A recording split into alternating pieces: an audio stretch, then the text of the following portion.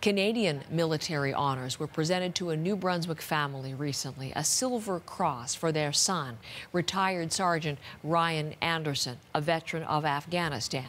He died last October with a cocktail of drugs in his system, the second PTSD-related death in the family, the second Silver Cross the Andersons have received. Harry Forrestal is in Fredericton. Always good to see Harry, but unfortunately just such a tragic story to share with us this morning. Two sons, Harry, meeting the same fate, both as a result of PTSD?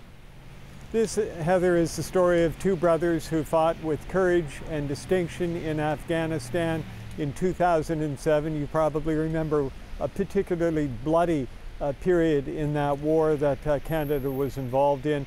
Ron and Ryan, his younger brother, were both members of the 2nd Battalion of the Royal Canadian Regiment. They were in the same company, and they were both deployed to Afghanistan. They had a difficult time there. They fought the Taliban. They were threatened with IEDs. They watched friends, good friends and colleagues, injured and killed. And when they came back home, they brought some of that war with them. They just couldn't leave it behind.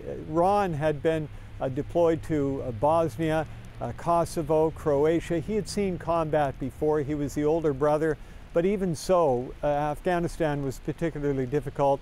He came back to Canada, was diagnosed with PTSD, was treated, but the treatment just wasn't answering what he needed. And sadly, in 2014, he killed himself at his home. At that time, I met his parents, Maureen and Peter. This is a military family of long standing. Maureen and Peter at that time were really concerned about the military's ability to respond to PTSD needs. And they were especially concerned about their second son, 5 years younger. Ryan Anderson had also been diagnosed with PTSD. Here's what Mom Maureen had to say at that time. Oh yes, from day one I worried about that because they became really good buddies over the years, being in the military together, overseas serving together, so they became very, very close. And I know they talked to one another every day. So I knew then it was going to hit poor Ryan. You know, he just gave up. He lost his best friend, his brother. I think he just felt the world just left him there with nothing.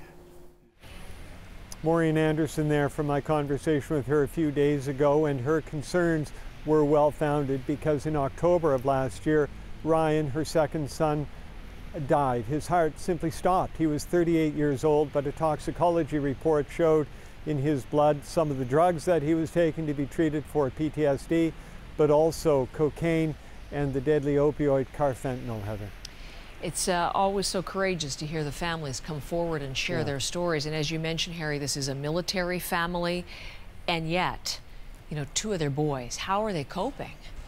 Well, it's been very difficult for them, but they are a military family, and they recognize that their sons, in being deployed to Afghanistan, were taking risks. What they didn't count on was them coming back so damaged. So for them to receive two Silver Crosses, memorial crosses, one for Ron and one for Ryan, is at least an acknowledgement by the military that the troubles they faced when they returned to civilian life, that despite that Ron had died by his own hand and that Ryan had died, we believe, from an ingestion of drugs, nonetheless, both of those deaths were directly connected to their service in uniform in Afghanistan. And that is an important acknowledgement.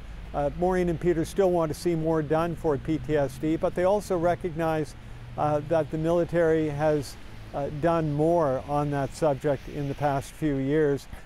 Their concern, of course, is for the next generation. They are now grandparents to 6 children who have no father. And the eldest of their grandchildren is in high school and plans to enlist in the military as well. So there is a concern for future generations too, Heather.